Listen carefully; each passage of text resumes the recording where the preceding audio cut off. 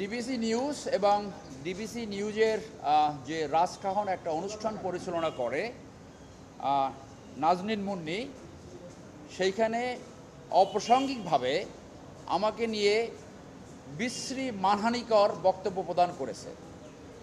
আমি সেইটার বিরুদ্ধে একটি প্রতিবাদ পাঠাই।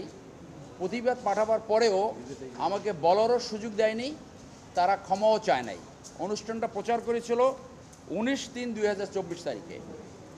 সেইটা যেহেতু আমার প্রতিবাদের উপরে কোনো ব্যবস্থা নেয়নি, আমি 15/9/2024 তারিখে বনানী থানায় এজাহার হিসেবে সাইবার নিরাপত্তা আইন 2023 এর ধারা 25, 29, 33 ডিজাইন, এলিগেন্স, বিউটি, সেরা পণ্য সবার জন্য জেভিকো এবং 35 ধারায় আমি এজাহার দায়ের করেছি।